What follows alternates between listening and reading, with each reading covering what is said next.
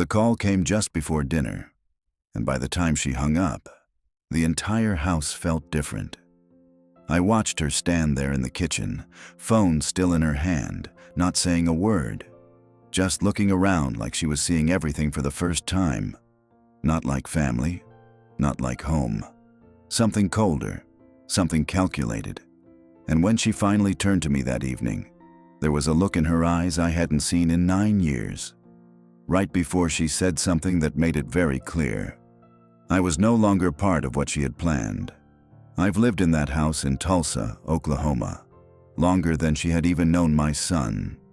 Back when the paint was peeling and the roof leaked every spring, it was just me and Daniel figuring things out one paycheck at a time. After his mother passed, that house was all I had left that still felt steady. When Daniel married Claire, I made room. That's what you do. You shift, you adjust, you tell yourself it's still your home even when your chair gets moved and your habits start getting corrected. She had a way of rearranging things without asking. Small at first. The kitchen, then the living room, then the rules. Still, I kept quiet. I was 73 when she moved in. You learn not to argue over things that don't seem worth losing people over. For 9 years, I paid the utilities. Quietly. Covered repairs. Quietly. When Daniel's hours got cut, I stepped in. When they wanted to renovate the upstairs, I signed the check. Nobody ever called it mine anymore, but somehow, I was still the one keeping it standing. Claire never said thank you. Not once. But she smiled in front of others. Played the part. To outsiders, we looked like one of those blended families that made it work. That evening, though, something shifted hard. Daniel wasn't home yet. Just me and her in that kitchen that used to belong to my wife. She set the phone down slowly, like it weighed something. Then she looked at me. Not past me, not through me. At me, like I was an obstacle she'd already decided how to remove. "You should probably start making other arrangements," she said, calm as anything. I didn't answer right away. I thought maybe I'd heard her wrong, or maybe she'd said it harsher in my head than she meant. "For what?" I asked. She didn't hesitate. "For where you're going to live." That was the first time in 9 years she spoke to me like I didn't belong there. And it wasn't the worst thing she said that night. Not even close. I sat there at the kitchen table, hands folded the way my wife used to tell me looked respectable, trying to make sense of what she'd just said. For a moment, I thought maybe this was about space. Maybe they needed privacy or something temporary. Then Claire walked over to the sink, rinsing a glass like we were discussing the weather. "I'm serious, Harold," she added.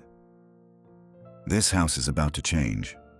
That word, change. It landed heavy. "I've lived here 42 years, I said, keeping my voice steady. "This isn't something you just decide over dinner." She turned then, leaning back against the counter, arms crossed, calm. Too calm. "It's not a decision," she said. "It's a reality." That's when Daniel came in. He dropped his keys by the door, glanced between us, and right away I could tell. He already knew. There was no confusion in his face. No surprise. "Dad," he said, like he was walking into a conversation already finished. I looked at him. Really looked. The same boy I raised in that house, now standing there like a guest in it. "Your wife just told me I need to leave," I said. He rubbed the back of his neck, avoiding my eyes. "We were going to talk to you tonight." "We?" I asked. Claire didn't say a word. She didn't need to. Daniel sighed, like this was all just inconvenient timing. "Things are different now. Claire, she came into something." "A lot, actually." I felt something tighten in my chest. "What does that have to do with me?" He hesitated, just long enough to make it worse. "It changes everything, Dad. The house, the plans, all of it." I let that sit there. Let it hang between us. "All of it?" I repeated. Claire stepped in then, voice smooth, almost rehearsed. "I received an inheritance this afternoon. $25 million. She said it like she was reading off a receipt. "And with that," she continued, "we're restructuring our lives, legally, financially, personally." I stared at her, then at my son. "And where do I fit into that?" I asked. Neither of them answered right away. That silence told me more than anything else could have. Finally, Daniel spoke, quieter now. "You don't." It wasn't loud. It wasn't angry. It was final. I nodded slowly, like I understood, even though something inside me was starting to break in a way I hadn't felt since the day I buried my wife. But Claire wasn't done. She walked over to the drawer, pulled something out, and placed it on the table in front of me. A folder, neatly organized, tabs, papers already signed in places. "I've already spoken to an attorney," she said. "This will make the transition smoother for everyone." I didn't touch it. "Transition?" I asked. She gave me a thin smile. "Yes," she said, "because by the end of the week, this won't be your home anymore." And that's when I finally understood. This hadn't started that evening. She'd been planning this for a long time. I didn't sleep that night. Not a minute. I sat in that old armchair by the window, the one my wife used to knit in, and I just stared out into the dark like something might make sense if I waited long enough. The house was quiet. Too quiet. No television, no footsteps, no voices. Just the hum of the refrigerator and the weight of what had been said. That folder stayed on the table where she left it. I hadn't opened it yet, but I already knew what it was. Paper makes things official, makes cruelty look organized. Around 2 in the morning, I heard them upstairs. Muffled voices at first, then sharper. Daniel and Claire. "She's not going to leave quietly," Claire said. Her voice carried just enough for me to hear. "She's my father," Daniel answered, lower, strained. "That doesn't change the situation." "It should." There was a pause, then something colder from her. "You want to walk away from $25 million over sentiment?" Silence. That silence told me everything I needed to know about my son. I leaned back in the chair, closed my eyes, and for a moment, I saw him at 10 years old, sitting at that same kitchen table, asking me if we could fix his bike together. I always said yes back then. Sometime near dawn, I finally stood up and walked to the table. My legs felt heavier than they used to, but steady enough. I opened the folder. Property transfer drafts. Occupancy termination notice. Legal language dressed up polite, but clear as anything. Vacate within 7 days. 7 days from my own home. There was even a section outlining assistance options, like they were doing me a favor.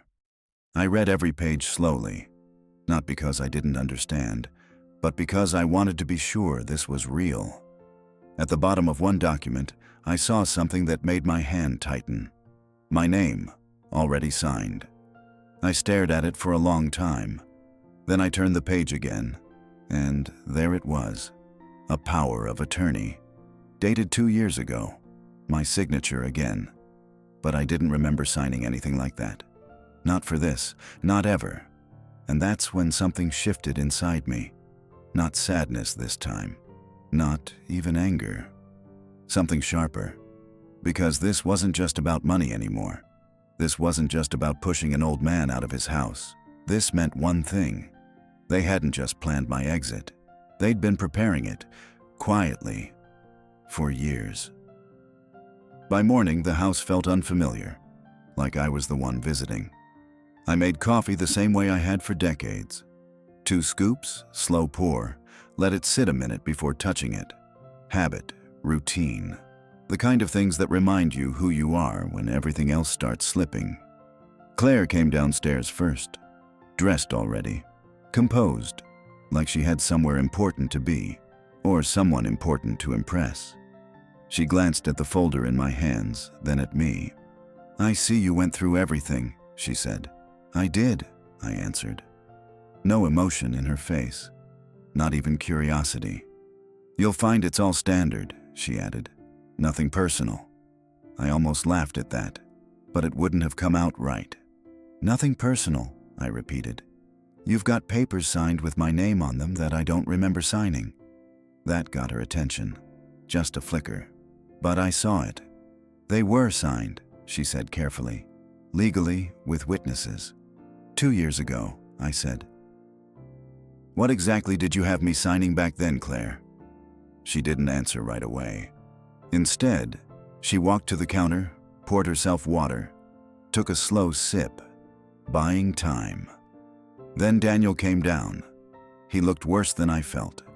Shirt wrinkled, eyes tired, like he hadn't slept either. Dad, he said, quiet.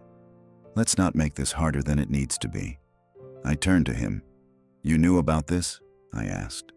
He hesitated, just for a second, then nodded. Yeah, he said. We set things up a while ago, just in case.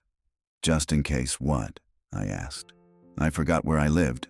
That's not fair, he snapped, a little sharper now. No, I said. What's not fair is finding out my own son helped put legal chains around me without saying a word. Claire stepped in again, smooth as ever. It wasn't like that, she said. You signed willingly. We explained everything. No, you didn't, I said, my voice low now. Because if you had, I would have remembered giving someone the right to push me out of my own home. The room went quiet, heavy, uncomfortable. Then Claire did something I hadn't seen before. She smiled. Not polite, not forced. Satisfied. You're focusing on the wrong thing, she said. Those documents just made today easier. Easier for who? I asked.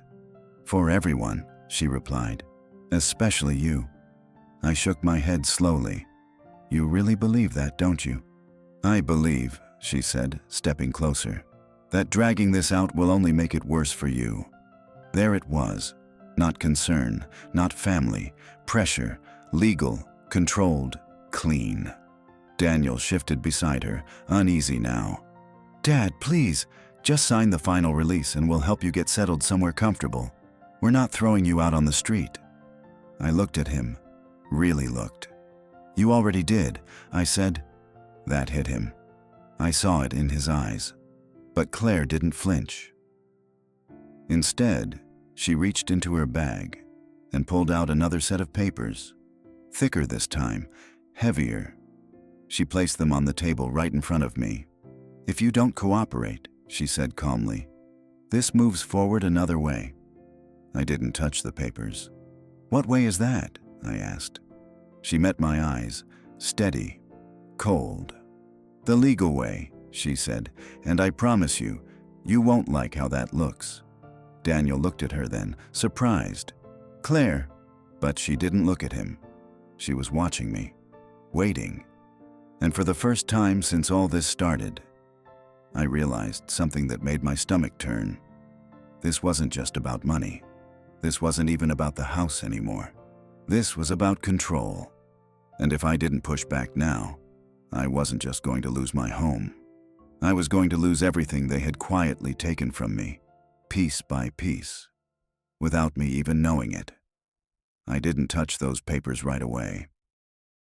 Instead, I pulled out a chair and sat down slowly, like I had all the time in the world, even though they were trying to take what little I had left. You said the legal way, I repeated. Go ahead. Explain that to me. Claire didn't hesitate. If you refuse to sign, we proceed with enforcement of the existing agreements, she said. Power of attorney, property control, medical review if necessary. That last part, medical review, it hit different. Daniel shifted again. Claire, maybe we don't need to...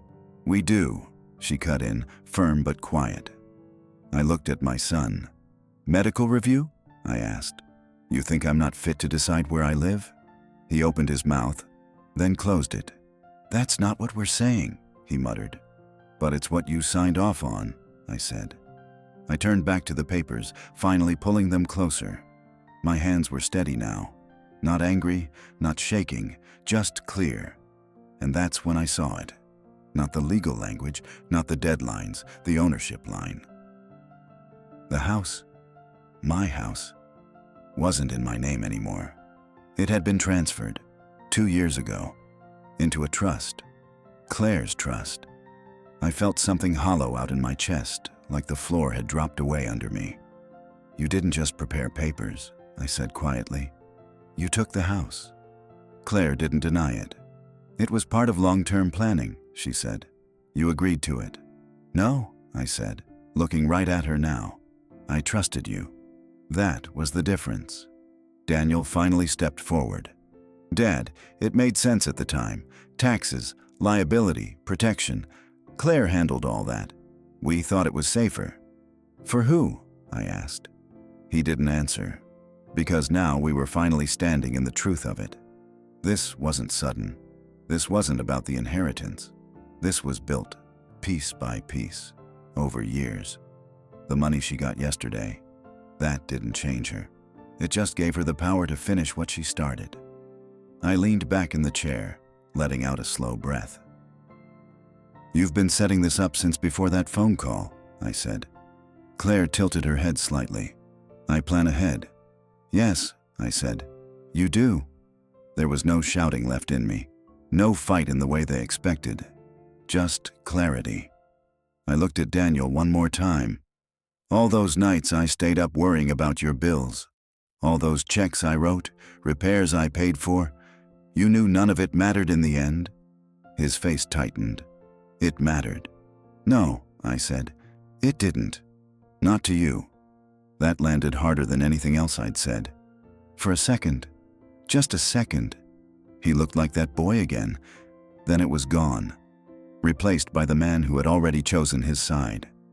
Claire slid the pen across the table toward me. "Sign it," she said softly, "and this ends clean." I looked down at that pen, then back at her. "You really think this ends when I sign?" I asked. "It ends the easy way," she replied. I nodded slowly. Then I did something neither of them expected. I closed the folder, pushed it back toward her, and stood up. "No," I said. Daniel's head snapped up. "Dad!" "No," I repeated louder now. "I'm not signing anything." Claire's expression didn't crack, but her eyes sharpened. "You don't have a choice," she said. I held her gaze. "That's where you're wrong," I said. For the first time, she looked uncertain, just for a second, because now I understood something they didn't expect me to realize. If they needed my signature that badly, then there was still something they didn't fully control, and whatever that was, it was the one thing I had left. The room went still after I said it. Not quiet, still, like everything had paused to see who was going to move first. Claire was the one who broke it. "You're making a mistake," she said, voice lower now, tighter. "If you don't cooperate, we proceed without you." I nodded. "That's what you keep saying." Daniel stepped forward, frustration creeping in. "Dad, why are you doing this? You can't win here." I looked at him, and for the first time, I didn't see my son. I saw a man who had already counted me out. "I'm not trying to win," I said. "I'm trying to understand what you think you've actually taken from me." Claire didn't like that. Her jaw set. "We've taken nothing that wasn't legally transferred." "Legally," I repeated. I reached into my pocket, slow, deliberate, and pulled out my wallet. Old leather, worn edges. Same one I'd carried for years. From the back sleeve, I slid out a folded piece of paper, yellowed, creased from being opened too many times. Daniel frowned. "What is that?" I didn't answer him.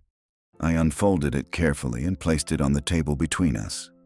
Claire glanced down first, then leaned closer. Her expression changed. Just a flicker, but I saw it. "A deed," she said quietly. "Not just a deed," I replied. Daniel stepped in beside her, reading it, and I watched the color drain from his face. This isn't," he started. "It is," I said. "The original property deed. Signed before Daniel was even born. My name, and one more clause, handwritten, notarized decades ago. Irrevocable life estate." I let the words sit there. Claire straightened slowly. That doesn't override the trust. It doesn't need to, I said. It was never removed. Silence, heavy, crushing, because now they understood. They had moved everything around me, papers, accounts, ownership structures, but they never checked the one thing that couldn't be quietly replaced. My right to live there, until I was gone. Daniel looked at Claire, panic starting to creep in. You said everything was covered. It should be, she snapped back. But there was something different now, something strained. I leaned forward slightly, resting my hands on the table. For 9 years, I said, calm and steady. You both treated me like I was already out of the picture. No one spoke. And now, I continued, you're finding out I'm not. Claire's composure cracked just enough. This will be challenged, she said, in court. Maybe, I replied. I folded the deed again, slow, careful, and slipped it back into my wallet. But until then, I added, standing up straight, I'm not going anywhere. Daniel ran a hand through his hair, pacing now. This is insane. This is going to get ugly. I looked at him one last time. It already is. Claire didn't say another word. She just stared at me, calculating again, but different now, because the plan she'd spent years building had just hit something she didn't see coming. And as I turned toward the hallway, toward the part of the house that still felt like mine, I heard her say, quiet but sharp, "Then we'll make sure you don't stay comfortable." I stopped for a second, not turning around, because something in the way she said it told me this wasn't over, not even close. If this story meant something to you, subscribe. There's more to come.